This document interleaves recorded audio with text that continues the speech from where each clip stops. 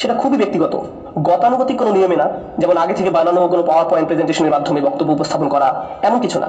আসলে আমি আমার নিজের জীবনের অভিজ্ঞতাকে পুঁজি করে কোরআনের সাথে সবাইকে পরিচয় করিয়ে দিতে চাচ্ছি। আমি মুসলিম ঘরেই বড় হয়েছি, কিন্তু আমি এমন কোনো পরিবেশে বড় হইনি যেন ছোটবেলা থেকেই কোরআন পড়ছি, এর অর্থ জানছি, কিংবা পুরোটা একবার হলেও অর্থ সহকারে পড়েছি, এগুলোর কোনোটাই করিনি। এজন্য আমি ঠিকভাবে জানতামও না এটা আসলে কি। আর এমনকি নিউ ইয়র্ক সিটিতে কলেজে যাই যখন, তার আগ পর্যন্ত ওইভাবে ধর্মের সাথে আমার যোগাযোগও ছিল না। নিউ ইয়র্কে আমি স্কুলে গিয়েছি, যখন আমি আমার ধর্মকে নতুন করে আবিষ্কার করা শুরু করলাম, তখন আমি আসলে একাই থাকছিলাম নিজের মতো করে। আমার বাবা মা ততদিন এখান থেকে চলে গেছেন, আমি নিজের মতো করে ছিলাম, নিজের মতো করেই ধর্ম শিখছিলাম। পরিবারের কোনো হস্তক্ষেপ ছিল না, কোনো প্রতিষ্ঠানের প্রভাব ছাড়া, খানিকটা নিজে আবিষ্কার করার মতো। কোরআন পড়ার খুব কম সময়ের মাঝেই আমি এটা বুঝে যাই যে এইরকম শেক্সপিয়ারীয় অনুবাদ দিয়ে আমি খুব বেশি কিছু বুঝবো না, আর সঠিক ভাবটাও বুঝবো না। এর লেখনীটি আমার জন্য বোঝা খুব কঠিন। এরকম বেশ কিছু চ্যালেঞ্জের সম্মুখীন আমি সহ আর অনেকেই হয়েছে। এদের মাঝে প্রথমটি ছিল, এটা অন্য সব বইয়ের মতো নয়। এখানে 114টি ভাগ আছে, আপনারা বলেন চ্যাপ্টার, আমরা বলি সূরা। এগুলো আসলে চ্যাপ্টার নয়, কারণ সংজ্ঞা অনুযায়ী একটা চ্যাপ্টারকে অবশ্যই প্রগতিশীল হতে হবে, এবং আপনি যখন কোনো বইয়ের চ্যাপ্টার 1 শেষ করবেন, চ্যাপ্টার 2 তখন চ্যাপ্টার 1 এর উপর ভিত্তি করেই হবে। চ্যাপ্টার 1 থেকে কোনো কিছু চলে আসলে লেখক লিখে দেন যে চ্যাপ্টার 1 এর রেফারেন্স, যে ওখানে আছে অত নম্বর পেজ, অত নম্বর সেকশন। চ্যাপ্টারগুলো এভাবেই কাজ করে, আর এই চ্যাপ্টারগুলো সিরিয়ালও বেশ গুরুত্বপূর্ণ। আপনি যে 12 চ্যাপ্টারের বই নিয়ে শুধু চ্যাপ্টার 3 থেকে 12 পর্যন্ত পড়তে পারবেন না, লেখকের উদ্দেশ্য এতে সফল হয় না। কিন্তু আপনি যদি কোরআনের দিকে তাকান, প্রথমেই যে ব্যাপারটি আপনি লক্ষ্য করবেন সেটা হলো এখানে কয়েকটি ক্রম বা সিরিয়াল আছে। চ্যাপ্টারের বদলে সূরা লিখে ফেলুন, চ্যাপ্টারের বদলে সূরা। কতগুলো আছে? 114টি। এইগুলোকে বিভিন্নভাবে সিরিয়াল করা যেত। প্রথমত এগুলোকে বিষয় অনুযায়ী সিরিয়াল করা যেত, যেটা সাধারণত সব বই করা হয়, কিন্তু সেটা করা হয়নি। বিষয় অনুযায়ী কোরআনকে এইভাবে ভাগ করা হয়নি। আরেকভাবে ভাগ করা যেত, সেটা হলো নাজিলের সময় অনুযায়ী ক্রমানুসার। তবে আমরা বিশ্বাস করি কোরআন আমাদের নিকট নাজিল করা হয়েছে 23 বছর ধরে। মহানবী সাল্লাল্লাহু আলাইহি সাল্লামের কাছে অল্প অল্প করে ওহী এসেছিল, আর ওটা তখন মুখস্থ করা হয়েছে। এটি একটা মৌখিক প্র্যাকটিস ছিল, লিখিত নয়। তাহলে আপনার মনে হতে পারে যে প্রথমে যেটি মুখস্থ করা হয়েছিল সেটি চ্যাপ্টার 1, এরপর চ্যাপ্টার 2, কিন্তু আসলে সর্বপ্রথম যে ওহী এসেছিল আপনি সেটাকে বইয়ের একদম শেষের দিকে পাবেন। প্রায় 600 পৃষ্ঠা বই, আপনি হয়তো 580 দিকে পাবেন। ওটা ছিল একদম প্রথম ওহী। তাহলে এটা পরিষ্কার যে এটি সময় অনুসারে ক্রম করা হয়নি, তাহলে এটি বিষয় অনুসারেও করা হয়নি, আবার সময়ের ক্রম অনুসারেও করা হয়নি। অনেক আধুনিক পাঠকের জন্য এটা একটা বিরাট চ্যালেঞ্জ। এখন আধুনিক পাঠকদের জন্য তৃতীয় যে চ্যালেঞ্জ হতে পারে সেটি হলো এটি সাইজ অনুসারেও নেই। আপনি হয়তো ভাবতে পারেন একদম বড় চ্যাপ্টারগুলো প্রথমে, এরপর একদম ছোটগুলো শেষে। না, ওভাবেও না। প্রথমটি বেশ ছোট, এরপর এটি বেশ বড়, আবার ছোট। তাহলে এটি সাইজ অনুসারেও নেই, বিষয় অনুসারেও নেই, সময়ের ক্রম অনুসারেও নেই। আমার মতো একজন পশ্চিমা পাঠক যখন আমি একদম প্রথম এটি পড়ছিলাম, যে এখানে তো কোনো ক্রমই নেই, কোনো সিরিয়ালই তো খুঁজে পাচ্ছি না, আমি এটা বুঝতেই পারছি না, খুব বেশি এনক্রিপ্ট করা, সবকিছু একেবারে ছড়ানো ছিটানো। এরপর এত কিছুর পরেও আমি আপনাদেরকে বলেছিলাম, কার কি মনে আছে মুসা আলাইহিস সালামকে নিয়ে কয়টি প্যারা আছে? 70টি। এইগুলো সব এক জায়গায় নেই, সবখানে ছড়ানো ছিটানো। এমনকি ওইগুলো সময়ের ক্রমানুসারে নেই, কয়েক রকমের ক্রমে আছে এগুলো। তো আমার প্রতিক্রিয়া ছিল, এটা আবার কেমন বই?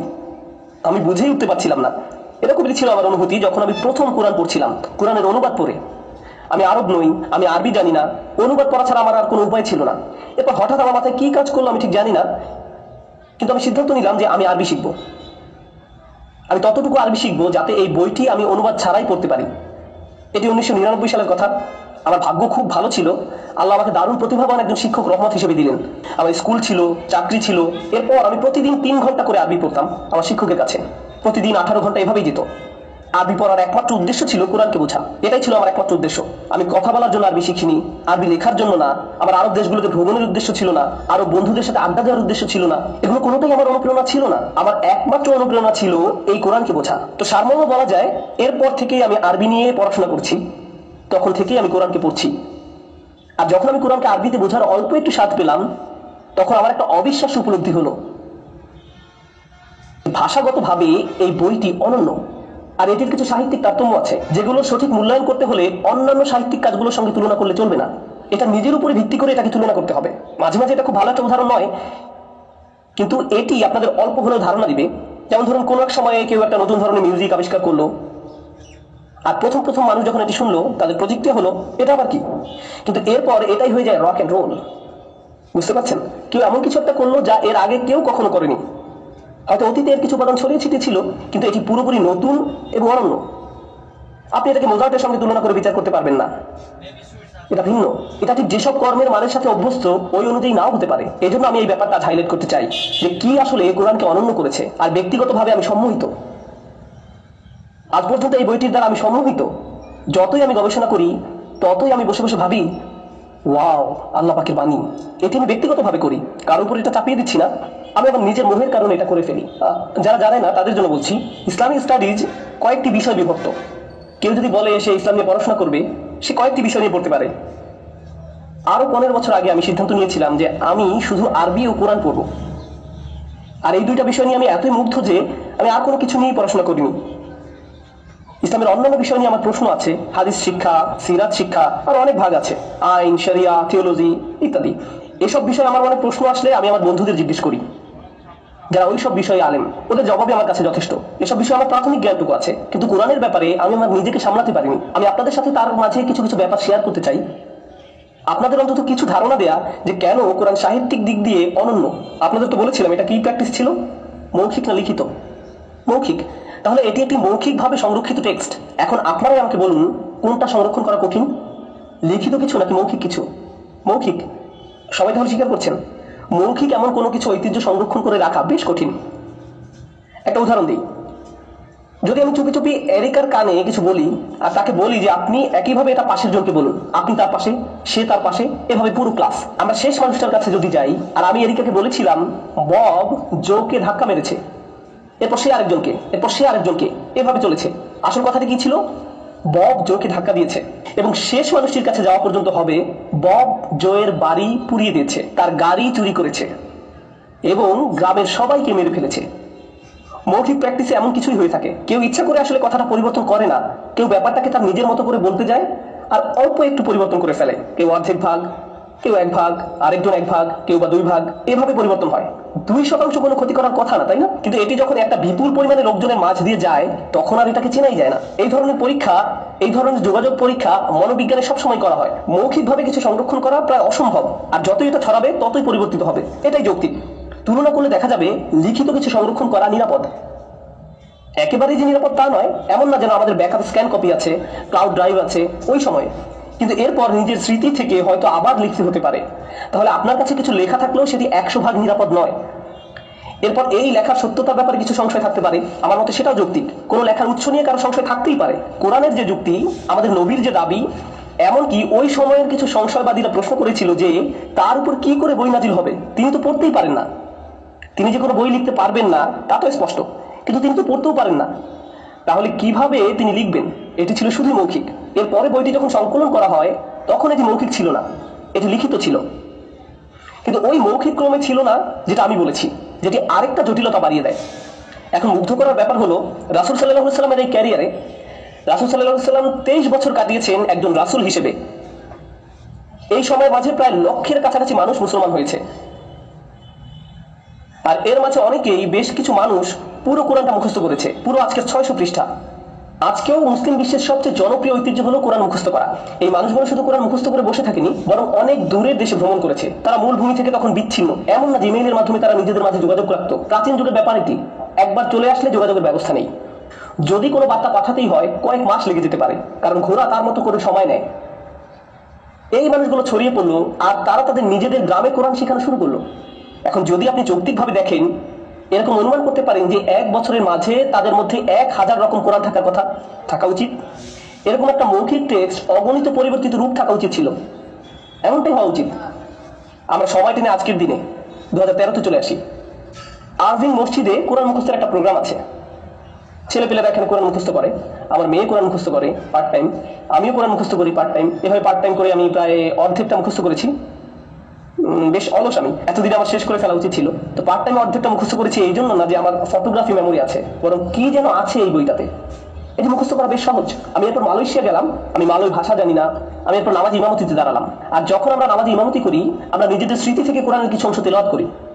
আমি ইমামতি করছি, কোরআন জোরে জোরে তেলাওয়াত করছি, আমার পিছনে কিছু ছোট বাচ্চারা আছে যারা কোরআন মুখস্থ করছে।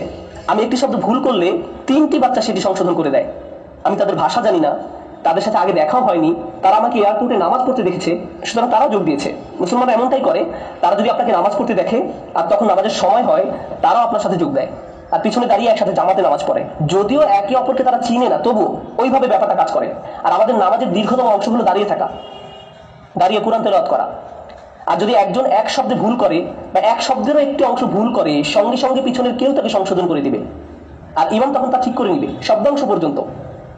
আরো অবাক ব্যাপার হলো, আমরা অর্ভিংয়ে আছি, মনে করুন কোনো ইন্টারনেট নেই, কোনো লাইব্রেরি নেই, কোনো বই নেই, কোনো সেলফোন নেই, কম্পিউটার নেই, যত তথ্য আমাদের কাছে থাকে কিছুই নেই। আমেরিকার সংবিধানের কোনো কপি নেই, বাইবেলের কোনো কপি নেই, কিছুই নেই, কোনো বই নেই, কোনো তথ্য নেই। আমি চ্যালেঞ্জ করতে পারি 24 ঘন্টার মাঝে আমরা কোরআন পেয়ে যাব। অর্ভিং নেই, আসলে পুরো অর্ভিংও খোঁজার দরকার নেই, এখান থেকে 5 ব্লকের মাঝেই পাবো, পুরো কোরআনটা আমরা পেয়ে যাব। কেন? স্মৃতি। কিন্তু ওটাকে আবার লিখনিতে রূপ দিতে হবে, কিছু ছেলেপেলেকে বসিয়ে দিতে হবে, সবাই 1 পৃষ্ঠা করে লিখবে, হয়ে যাবে কিছুক্ষণের মাঝেই। লেখার পর তারা যদি একটা লাইব্রেরি কপির সাথে তুলনা করে, কি হবে? একই জিনিস, এমনকি শব্দাংশ পর্যন্ত, দাড়ি কমা পর্যন্ত। আর এটা আমাকে মুগ্ধ করে, কিভাবে একটা বই এতটাই বদ্ধমূলভাবে মানুষের মনে গেঁথে থাকে যাতে এত সহজেই এটা পুনরুদ্ধার করা যায়। আর এটা শুধুমাত্র অর্ভিংয়ে নয়, আমি উইলিস এটা করতে পারি, এটা ফোর্ট ওয়ার্থও করতে পারি, এমনকি মিকনিতেও আমি এটা আর যে কোনো জায়গায় করতে পারি। এতে আমি মুগ্ধ হচ্ছি যে এটি মৌখিক কিছু এতটাই দারুণভাবে সংরক্ষিত আর একীভূত, অথচ যুক্তিগত দিক দিয়ে এটির লাখ লাখ ভাষণ থাকা উচিত ছিল। লিখে রাখার যে রীতি ছিল সেগুলোকে একত্রিত করা হয়েছিল, অনেক পরে মুখস্থ করার রীতি সেখানে অনেক কাল ধরেই চলে আসছিল, অনেক অনেক কাল আগে থেকে। যাই হোক, এটা মৌখিক ঐতিহ্য ছিল। আমি আপনাদের বলছিলাম আমাদের নবীর একটা অপারগতার কথা, সেটি কি বলতে পারবেন? তিনি কি যেন করতে পারতেন না? ও হ্যাঁ, তিনি লিখতে পারতেন না। তো এখন একটি সূরা, কতগুলো সূরা যেন আছে কোরআনে? 114টি। এগুলো বড় কিংবা ছোট? সবচেয়ে বড় সূরাটিতে 286টি স্তবক আছে। আমি স্তবক বলছি আপনাদের জন্য, আমরা কি স্তবক বলি না, আপনাদের জন্য 286টি স্তবক। স্তবকগুলো সব একসাথে নাজিল হয়নি, বরং প্রথমে সূরাটির অল্প কিছু অংশ নাজিল হয়, আর ইতিমধ্যে অন্য সূরার অন্য কিছু স্তবক নাজিল হয়, আবার আরেক সূরার আরো কিছু স্তবক নাজিল হতে থাকে। আমাদের নবী সেসব পড়তেন আর সাথীদেরকে বলে দিতেন আসলে এই স্তবকগুলো ওই সূরার অন্তর্ভুক্ত, আর ওই স্তবকগুলো ওই সূরার অন্তর্ভুক্ত, আর তিনি সবসময় এভাবে বলে দিতেন। তার কাছে ধরুন 20টি সূরা নাজিল হচ্ছে, সবগুলোই আংশিকভাবে, সবগুলোই অল্প অল্প করে নাজিল হচ্ছে, আর তিনি তার সঙ্গীদের বলছেন কোন স্তবক কোথায় বসবে। তার সামনে কোনো কাগজে সেসব লেখাও ছিল না, থাকলেও কোনো লাভ হতো না, কারণ তিনি পড়তে জানতেন না। এই সবকিছুই ঘটছিল মুখে মুখে।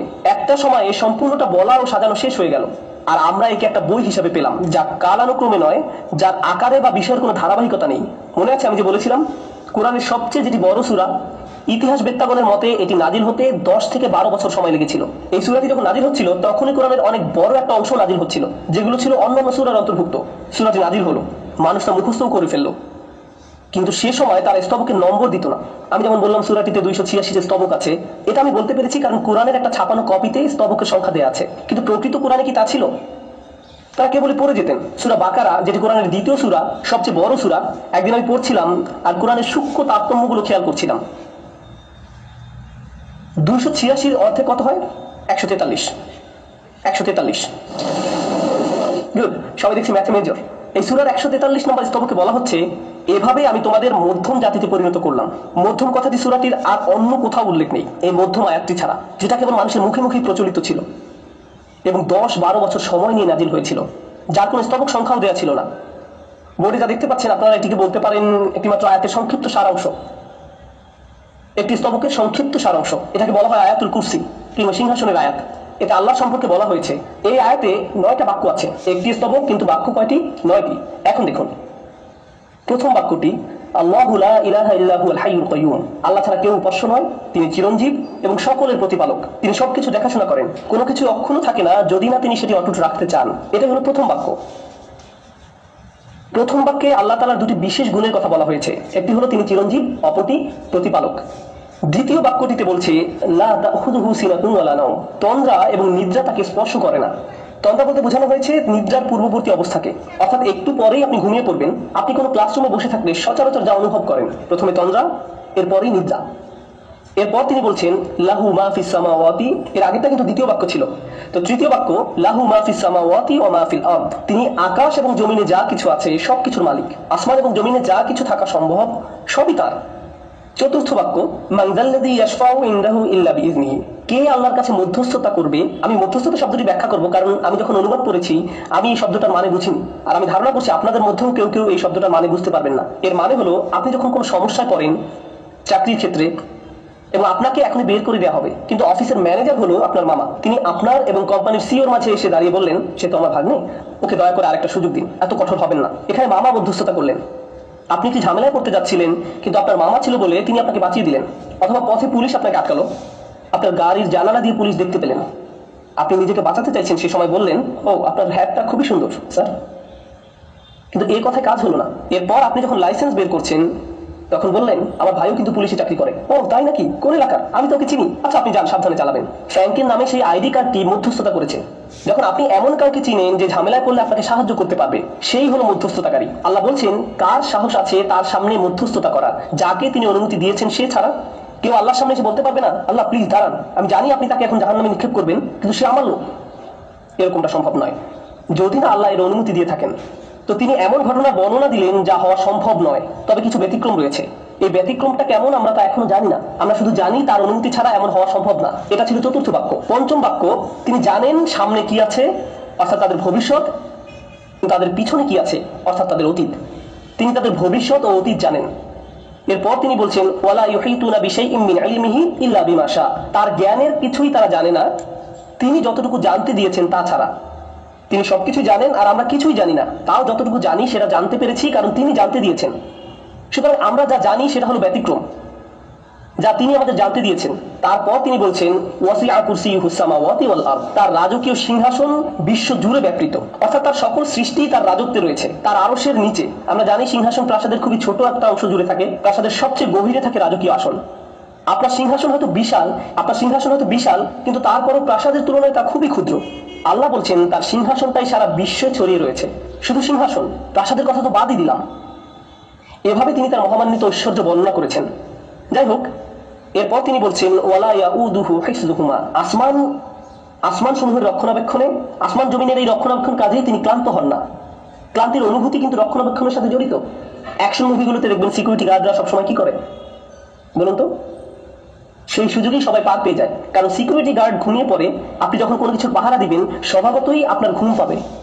আল্লাহ বলছেন আসমান এবং জমিন পাহারা দিয়ে তিনি ক্লান্ত হন না। এরপর বলছেন, ওয়াহুয়াল আলিয়্যুল আযীম।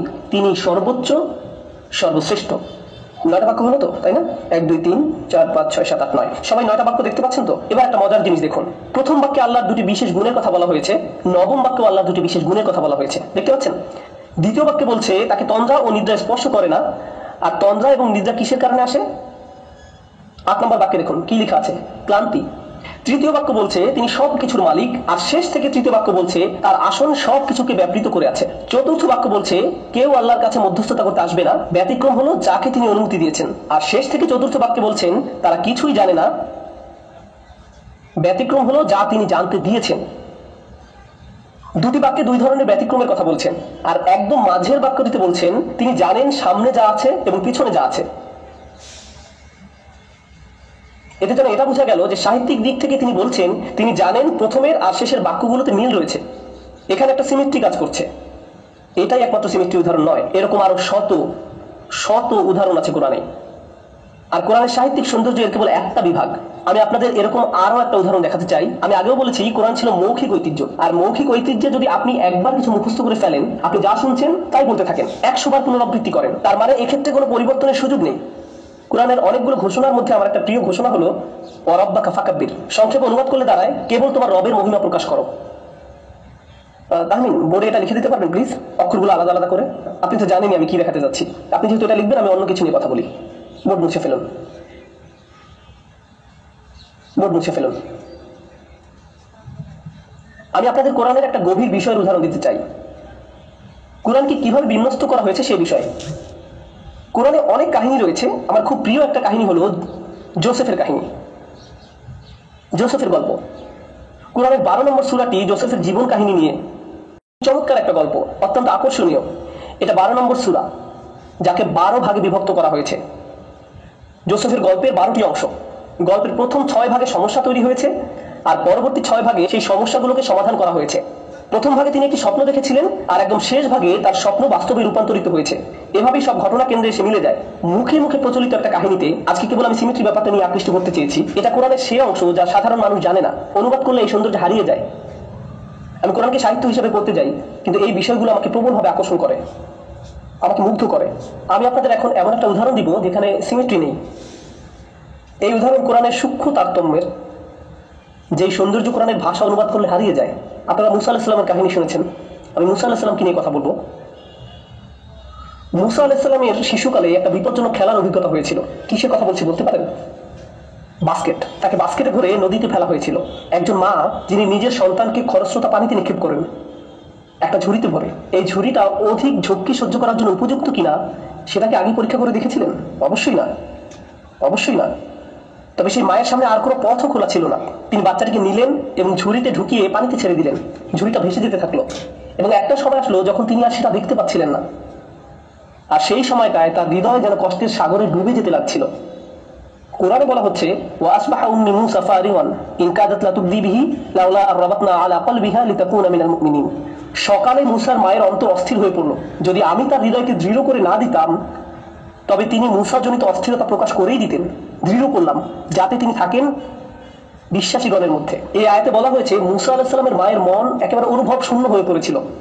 এতটাই কষ্ট হচ্ছে আপনার যে মানুষ আপনার চোখের সামনে হাত নাড়ালেও আপনি টের পাচ্ছেন না, খাওয়া দাওয়া বন্ধ করে দিয়েছেন, কথা বলেন না, সবসময় চুপচাপ থাকেন, আপনি মর্মাহত, আপনার মন আঘাতে জর্জরিত। এমনটাই ছিল মূসা আলাইহিস সালামের মায়ের মানসিক অবস্থা। এরপর বলা হচ্ছে ইনকাদাত লাতুবদি বিহি, তিনি আরেকটু হলেই মানুষকে সব বলে দিতেন আর নদীর দিকে হাত বাড়িয়ে বলতে থাকতেন, আমার বাচ্চা, আমার বাচ্চা। কিন্তু এই কাজটা করলে সমস্যা ছিল। কাদের কাছে খবর পৌঁছে যেত? ফিরাউনের সৈন্যদের কাছে। একজন মায়ের তার সন্তানের পিছনে ছুটে যাওয়ার স্বভাবগত বৈশিষ্ট্যকে তার নিজের মধ্যে চাপিয়ে রাখতে হয়েছিল। প্রথম কষ্ট ছিল তার সন্তানকে পানিতে ছেড়ে দিতে হয়েছিল, আর দ্বিতীয় কষ্ট ছিল তিনি সে কষ্ট কারো কাছে প্রকাশও করতে পারেননি। তিনি সেটা নিয়ে কারো কাছে হা হুতাশও করতে পারেননি। তিনি অন্যদের এই গোপন কথা প্রায় বলেই দিয়েছিলেন, লাউলা রাবাতনা আলা কলবিহা। আল্লাহ বলছেন, আমি যদি তার হৃদয়কে দৃঢ়ভাবে বেঁধে না দিতাম, যদি এটাকে শক্ত করে না ধরতাম, একজন মায়ের পক্ষে যা করা যুক্তিযুক্ত ছিল তিনি তাই করতেন, যদি না আল্লাহ তার আবেগ সংযত করার ক্ষমতা দিতেন। লিতাকুনা মিনাল মুমিনিন, যেন সে তাদের অন্তর্ভুক্ত হয় যারা প্রকৃত ঈমানদার। যে কারণে আমি এই চমৎকার আয়াতটি নিয়ে কথা বলতে চাচ্ছি তা হলো তার হৃদয়ের কথা এখানে দুইবার বলা হয়েছে। মূসা আলাইহিস সালামের মায়ের মন নিয়ে দুইবার কথা বলা হয়েছে। একবার যখন তা অনুভব শূন্য হয়ে পড়লো, আর দ্বিতীয়বার যখন আল্লাহ সেটিকে দৃঢ় করলেন, তাই না? একবার হৃদয়ের শূন্যতা আর একবার আবেগকে ধরে রাখা হয়েছিল। মজার ব্যাপার হলো ইংরেজিতে হৃদয়ের জন্য কেবল একটা শব্দ রয়েছে, হার্ট। আরবি ভাষায় এর জন্য বেশ কয়েকটা শব্দ রয়েছে।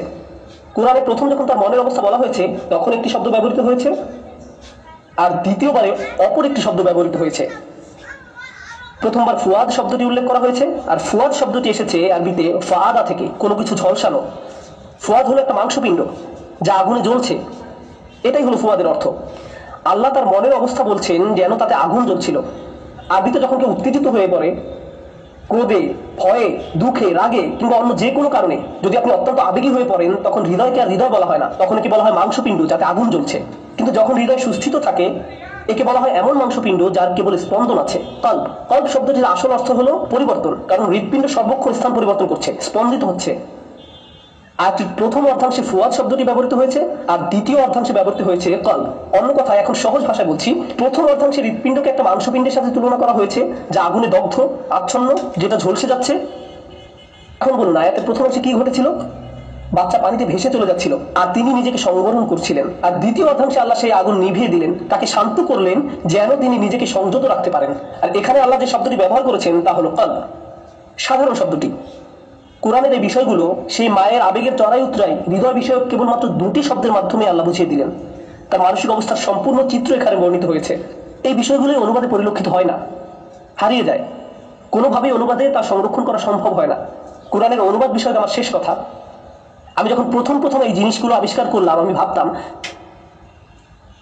আমার নিজস্ব প্রজেক্ট হলো, যেমনটা আমি আগেই বলেছি, আমি যখন প্রথম এই জিনিসগুলো আবিষ্কার করলাম আমি ভাবতাম মানুষের এসব জানা উচিত, তাদের ধর্ম পরিবর্তনের জন্য নয়। এখানে মানুষকে ইসলাম ধর্মে ধর্মান্তরিত করার জন্য আমি আসি না। না, আমি শুধু মনে করি যে কোরআনে একটি স্মরণীয় কীর্তি, একটি অসাধারণ সংযোজন মানব জগতের লাইব্রেরিতে। আমরা অবশ্যই বিশ্বাস করি এটি আল্লাহ তাআলার কথা, এটা আমি বিশ্বাস করি এবং মুসলিমরা বিশ্বাস করে। আর আমি তো মনে করি মুসলিমরা আসলে নিজেরাই জানে না এই বইতে প্রকৃতপক্ষে কত সৌন্দর্য লুকিয়ে আছে। আমাদের মাঝে কত মুসলিম আছেন যারা জানেনই না এই বই থেকে তারা কতটা উপকৃত হতে পারেন। তো আমি চাচ্ছিলাম সবাই যেন এই বই থেকে সাহিত্যিক বিষয়ক শিক্ষা গ্রহণ শুরু করে, যাতে মানুষ যখন এই বই নিয়ে কথা বলবে তারা এর সম্পর্কে জেনে কথা বলবে, হোক সে মুসলিম কিংবা অমুসলিম। তাদের অন্তত এতটুকু জানা দরকার যে এই বই আসলে কি নিয়ে কথা বলছে, এবং অনুবাদের কারণে বিষয়গুলো যেন হারিয়ে না যায়। এজন্য আমি একটা ভিডিও সিরিজ করেছি কোরআন ভিত্তিক, তাতে আমি কোরআনের শুরু থেকে শেষ পর্যন্ত ব্যাখ্যা করেছি। আর আমি বিতর্কিত বিষয়গুলোর প্রতি বিশেষ নজর দিয়েছি। যেমন ধরুন উদাহরণস্বরূপ কোরআনের একটি সমালোচিত আয়াত, তাদেরকে যেখানেই পাও হত্যা করো। হ্যাঁ, কোরআনে এই কথা আছে, আমি আপনাকে বলে দিচ্ছি। আর আমার এই আয়াত নিয়ে কথা বলতে মজা লাগে, আমি সত্যিই পছন্দ করি। কেন জানেন? কারণ আমি মনে করি যদি এই আয়াতের মর্মার্থ মানুষকে যথাযথভাবে বোঝানো হয়, এর অর্থের কোনো তারতম্য না করে, কোনো ফাঁকি দেওয়া ছাড়াই এই আয়াতের ঐতিহাসিক প্রেক্ষাপট থেকে সঠিকভাবে বিবেচনা করলে এই আয়াত নিয়ে কথা বলতে আমার বিন্দু মাত্র লজ্জাবোধ করবে না, বরং আমি এই আয়াত নিয়ে গর্ববোধ করি। আর আমি মনে করি যে কোনো সভ্য মানুষেরই একই অনুভূতি হবে। এই আয়াত নিয়ে কখনো সেভাবে কথাই বলা হয়নি। মাঝে মাঝে এমন হয়, আমি প্লেনে বসে আরবিতে কোরআন পড়ছি, আমার পাশের মানুষটি জিজ্ঞেস করলো আপনি কি পড়ছেন, আমি উত্তর দিলাম কোরআন, আর এই থেকে মজার আলাপ শুরু হয়। কিন্তু কখনো কখনো এই কথা শোনার সাথে সাথে একটা অস্বস্তিকর নীরবতা সৃষ্টি হয়। পাশের মানুষটির অবস্থা এমন হয় যারা এখন সিট পরিবর্তন করতে পারলেই সে বাঁচে। আবার মাঝে মাঝে মজার আলাপচারিত হয়, এই যেমন এই বইতে না বলা হয়েছে সবাইকে মেরে ফেলতে, আমি তার দিকে তাকিয়ে বলি কিন্তু আপনি তো বেঁচে আছেন। এই আয়াতে আসলে কি বলা হয়েছে? অন্য কোনো সেশনে আমি হয়তো আপনাদের কাছে তা ব্যাখ্যা করার সময় পাবো। সবসময় কোরআনের এই আয়াতগুলো তুলে ধরা হয়, আর এই সবগুলো আয়াত সবাই ব্যবহার করে এটা বলার জন্য যে মুসলিমদের চোখে চোখে রাখতে হবে, দেখো ওদের কিতাবে কি লেখা আছে। আমি এই ধরনের খেলা পছন্দ করি না। আর আপনারা খেয়াল করে দেখবেন, আপনারা চাইলে যে কোনো বইয়ের সাথে এই কাজটি করতে পারেন, যে কোনো ধর্মীয় ঐতিহ্যের সঙ্গে খুব সহজে এই খেলা খেলতে পারবেন। কিন্তু আপনি যদি সরল মনে কাউকে জিজ্ঞেস করতেন, আমি শুনেছি আপনাদের বইতে অমুক বিষয়ে কথা বলা হয়েছে, বিষয়টি আসলে কি প্রসঙ্গে বলা হয়েছে, আপনারা এই আয়াতটি কিভাবে 1400 বছর ধরে বুঝে আসছেন, অথচ কখনো এই নিয়ে কোনো সমস্যা হয়নি, আর বর্তমান সময়ে কেনই বা এই নিয়ে এত অরাজকতার সৃষ্টি হলো? এ ধরনের আলোচনা হওয়া খুবই জরুরি, আমাদের এসব বোঝা উচিত। আমি মন থেকে বলছি, একদম শেষে আপনাদের যা বলতে চাই তা হলো এই বইটি একে এর প্রকৃত অর্থে বোঝার দাবি রাখে, যে অর্থে বইটি কথা বলছে। আর আমি আশা করি যে এক্ষেত্রে আমি সামান্য হলেও অবদান রাখতে পারবো। আর আপনাদের বলছি, বিশেষ করে যারা আজকে আমাদের অতিথি, আমি আপনাদের স্বাগত জানাচ্ছি আমার সাথে যোগাযোগ রাখার জন্য, কিংবা এই প্রশংসনীয় মানুষদের সাথে যারা এই অনুষ্ঠানটি পরিচালনা করছেন। আমি এই মসজিদের কোনো অফিসিয়াল সদস্য নই, আমি কেবল এই কমিউনিটির সদস্য। আমার স্কুল রাস্তার ওপারে, আমি সেখানে আরবি শিখাই, কিন্তু আমি সুযোগ পেলে এখানে আসি। যোগাযোগ রাখার জন্য আপনাদের সকলকে স্বাগত জানাচ্ছি। আমি বোর্ডে আমার ইমেল অ্যাড্রেস লিখে যাব, আপনারা ইমেল করতে পারেন, আমরা কথা বলবো যদি সময় হয়। আমার আসলে খুব একটা সময় হয় না, কারণ আমাকে অনেক জায়গায় যেতে হয় আর অনেক ক্লাস নিতে হয়, কিন্তু সময় পেলে আমরা একত্রিত হব, বসে কথা বলবো, আমার কোনো সমস্যা নেই এতে।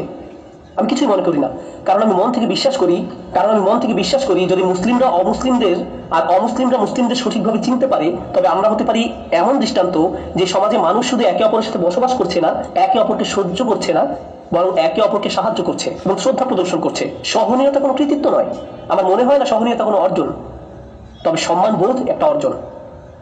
আপনি কাউকে সম্মান প্রদর্শন করতে পারবেন না যদি আপনি তাকে না চিনতে পারেন। তবে এর জন্য আমাদের কষ্ট করতে হবে, মুসলিমদেরকে এবং অমুসলিমদেরকেও। আমরা যারা এমন উদ্যোগ নিতে চাই, আমি আপনাদের প্রশংসা করি যারা এখানে এসেছেন এবং যারা এই ধর্ম সম্পর্কে ও এই ধর্মাবলম্বী মানুষ সম্পর্কে আরো জানার চেষ্টা করছেন। আমি আশা করছি আমার কথা থেকে আপনারা কিছুটা হলেও উপকৃত হয়েছেন জানার পথে আপনাদের নিজস্ব যাত্রায়। আপনি বলেছেন তাদেরকে যেখানেই পাও হত্যা করো, এটা ব্যাখ্যা করবেন? ও মাই গড, আপনি এখনই এটা জানতে চান? আচ্ছা, আমি তাহলে বলছি এখানে কি নিয়ে কথা বলা হয়েছে। ইসলামের ঐতিহ্যে রাসূল সাল্লাল্লাহু আলাইহি সাল্লাম শান্তিপূর্ণভাবে মক্কা শহরের মানুষকে এই ধর্মের দিকে আহ্বান জানালেন। তখন তার বয়স 40। তিনি এই ধর্মের প্রতি সবাইকে আমন্ত্রণ জানালেন, তার প্রতি যা নাজিল হয়েছে তিনি তা পড়তে লাগলেন। কেউ কেউ তাকে মেনে নিলেন, তবে বেশিরভাগ মানুষই মানলেন না, তারা বরং এতে আরো বেশি ক্ষুব্ধ হতে লাগলো। ফলস্বরূপ তাকে মেরে ফেলার বেশ কিছু প্রচেষ্টা চালানো হলো। এরপর যারা নবীকে মেনে নিলেন তাদের প্রাণহানির চেষ্টা করা হলো। এটা এমন একটা পর্যায়ে চলে গেল যখন তাদের পক্ষে সেখানে বসবাস করা সম্ভব হচ্ছিল না। তারা গোপনে পালিয়ে যেতে বাধ্য হলেন, ফেলে গেলেন নিজেদের ব্যবসা বাণিজ্য, নিজেদের ঘর বাড়ি, কিছু কিছু ক্ষেত্রে তাদের পরিবার পরিজন, এমনকি কয়েকজনকে যন্ত্রণা দিয়ে মেরেও ফেলা হয়েছিল। কিন্তু তারা পাল্টা কোনো প্রতিশোধ গ্রহণ করেনি, তারা অন্য একটা শহরে পালিয়ে যায় যেখানে তাদেরকে স্বাগত জানানো হয়। ওখানকার বেশিরভাগ মানুষই ধর্মটিকে গ্রহণ করে নেয়। ওখানকার খ্রিস্টান ও ইহুদি সম্প্রদায়কে নিয়ে এক ধরনের বহু সমন্বিত সরকার গঠন করা হয়। এইভাবে তারা একটা সমাজ গঠন করে। এখন আমরা যদি রাষ্ট্রবিজ্ঞানের পরিপ্রেক্ষিতে দেখি, তাদের অবশ্যই অধিকার আছে ওই শহরের বিরুদ্ধে লড়াই করার। কারণ কি আছে ওই শহরে? তাদের বাসস্থান, তাদের নিজেদের ঘর বাড়ি থেকে তাদেরকে বের করে দেওয়া হয়েছে কোনো কারণ ছাড়াই। আগ্রাসন চালানো হয়েছে তাদের বিরুদ্ধে। তাদের একমাত্র অপরাধ ছিল বিশ্বাস করা। কাউকেই তার বিশ্বাসের জন্য অত্যাচার করা উচিত নয়। শুধু যে ইসলামে আছে তা নয়, ওই সময় যদি জাতিসংঘ থাকতো তারাও এতে সায় দিত। এখন এই যুদ্ধ শুরু হলো, এটা চলতে থাকলো, কয়েকটা লড়াই হয় এবং যুদ্ধ শেষে মুসলিমরা জিতেও যায়। আর কিভাবে জিতে? মুসলিমরা প্রায় 10,000 সৈন্য নিয়ে শান্তিপূর্ণভাবে মক্কায় প্রবেশ করে। এই সংখ্যা দেখে তারা আসলে হতবিহ্বল হয়ে পড়ে। মুসলমানরা মক্কায় প্রবেশ করে নামাজে দাঁড়িয়ে যায়, মক্কাবাসীরা তাদের হাতিয়ার ফেলে দেয়, তাদের সংখ্যা এত বেশি ছিল। এরপর রাসূল সাল্লাল্লাহু আলাইহি সাল্লাম সকল শত্রুদেরকে একত্রিত করেন, যাদের সঙ্গে এতদিন তিনি লড়াই করেছেন। তাদেরকে একত্রিত করে তিনি বললেন, আমি আজ তোমাদের তাই বলবো যা ইউসুফ আলাইহিস সালাম তার ভাইদের বলেছিলেন, আজ তোমাদের উপর কোনো অনিষ্ট আসবে না। এবং এরপর ওহী আসে। এখন ওহীতে আল্লাহ পাক বলছেন, এতদিন তোমার সঙ্গে যুদ্ধ করেছিল যারা, ওদেরকে 4 মাস সময় দাও এই ধর্মকে নিয়ে ভাবার জন্য। কোন একটা নিরাপদ স্থানে নিয়ে যাও যাতে ওরা আতঙ্কিত না হয়। যদি তারা মুসলিম হওয়ার ইচ্ছা পোষণ করে ভালো, তবে যদি না করে ওরা যেন আর এখানে ফিরে না আসে। যদি আসে তবে ওদেরকে যেখানে পাও হত্যা করো। তারা কতক্ষণ সময় পাচ্ছে? 4 মাস। আর এই সময় যদি তারা চলে যেতে চায় তো চলে যাক, তোর পিতা বা গুটিয়ে। যদি ইসলাম গ্রহণ করতে চাও, নিজেই যদি সিদ্ধান্ত নাও, তাহলে তুমি একজন সমমানের নাগরিক।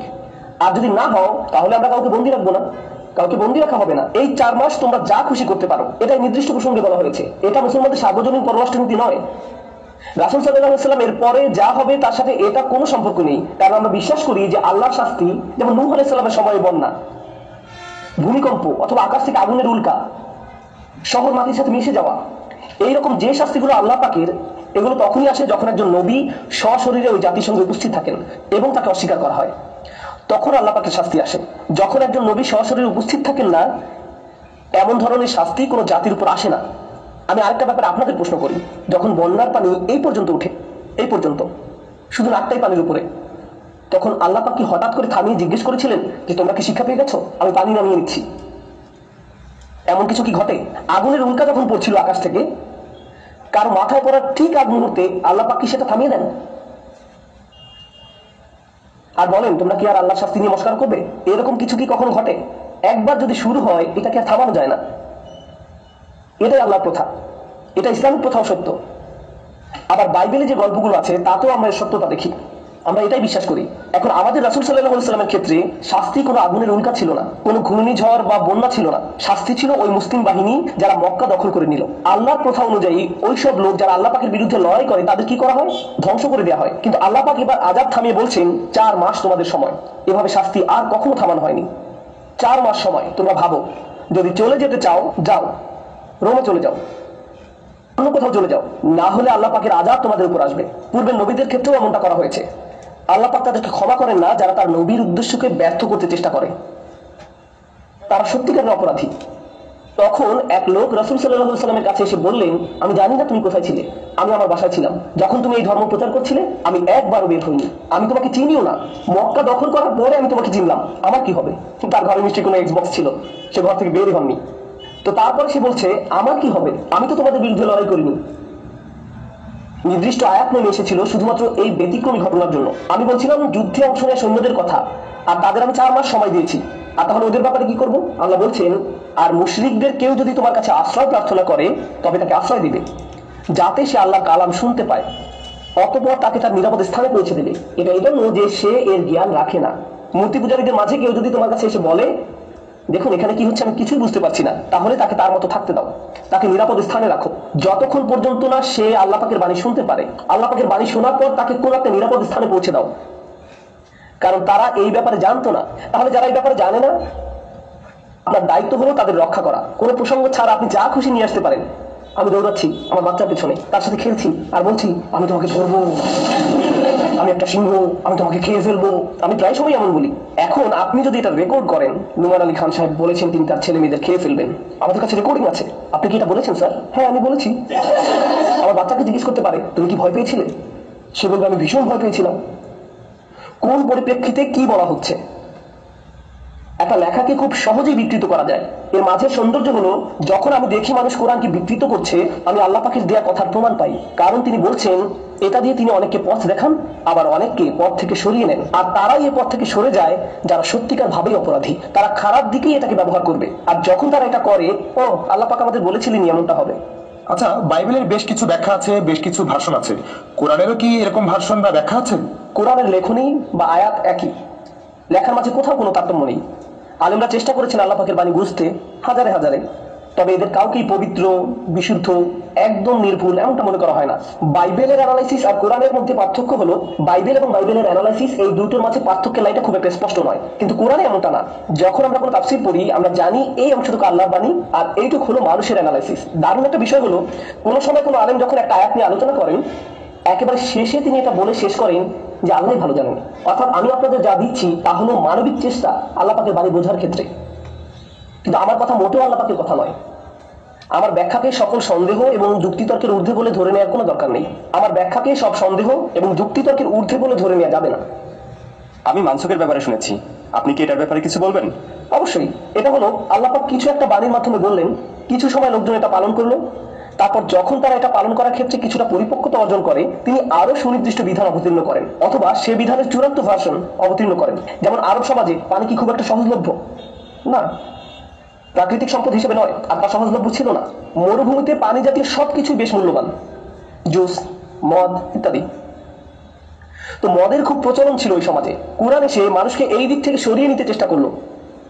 আল্লাহ প্রথমেই বলেননি যে মদ খাওয়া বন্ধ করো, কারণ তিনি জানেন, আর আমরাও এখন জানি, আমরা যদি কাউকে বলি যে মদ খাওয়া থামাও, আর তার সঙ্গে সঙ্গে থামিয়ে দেবে, এইভাবে হয় না। মানুষ এইভাবে কাজ করতে পারে না। আর আল্লাহ পাক বলেন, তিনি আমাদের ভালোভাবেই জানেন। তো তিনি প্রথমে বললেন যে এটার অপকারিতা এর উপকারিতার চেয়ে অনেক বেশি। প্রথমেই বলেননি যে বন্ধ করো, বললেন খারাপগুলো ভালোর চেয়ে অনেক বেশি। এরপর কয়েক বছর পর বললেন, যখন নামাজে আসো মদ্যপ অবস্থায় এসো না, যতক্ষণ না পর্যন্ত তুমি বুঝতে পারো তুমি কি বলছো, অন্তত নামাজটাকে সম্মান করো। মদ্যপ অবস্থায় নামাজের কাছেও এসো না। এখন ব্যাপার হলো, মুসলিমরা 5 ওয়াক্ত নামাজ পড়ে কয়েক ঘন্টা পর পর। তো এখন বাস্তবিক অর্থে হয় আপনি নামাজ পড়বেন অথবা মদ পান করবেন। আর মদ খেলেও এখন আপনি আর বেশি খেতে পারবেন না। কেন? খুব বেশি খেলে আরো বেশি সময় লাগবে ঘোর কাটতে, নামাজ কিছুক্ষণ পরেই। সুতরাং আপনি যদি এই আদেশটি পালন করতে চান, আপনার পক্ষে আর শান্তিতে মদ খাওয়া সম্ভব না। এরপর শেষ আদেশ আসে এই ব্যাপারে যে এটি শয়তানের একটি হাতিয়ার, এটা থেকে তোমরা দূরে থাকো। অতএব তোমরা কি এখনো নিবৃত্ত হবে না? মদ পান সম্পর্কে এটাই ছিল চূড়ান্ত আদেশ। এটা হলো অ্যাব্রোগেশন, অর্থাৎ কিছু হালকাভাবে প্রথমে দেওয়া হয়েছিল, এরপর আরেকটু, তারপর আরো একটু। একেবারে শুরুতেই বলা হয়নি যে এটি শয়তানের হাতিয়ার, তোমরা থামো। আমি ব্যক্তিগতভাবে নিজেই দেখি এর ফল। আমি আপনাদের বলছি না যে আপনারা মদ খান বলে আপনারা শয়তানের অনুসারী বা এমন কিছু, আমি এটা বলছি না। কিন্তু আমার সমাজে আমি মদের কুফল ঠিকই দেখি, সহজেই দেখা যায়। অপরাধ সংগঠনের পরিসংখ্যানের দিকে তাকান, আপনি নিজেই বলতে পারবেন। এর কুফল জানতে চান? কোন এক শুক্রবার রাতে বেরিয়ে পড়ুন, কতজন মানুষ? আমি ঠিকই বিশ্বাস করি, খুব বেশি ব্যাখ্যার প্রয়োজন নেই। তো আল্লাহ বললেন এর কুফল এর সুফলের চেয়ে বেশি।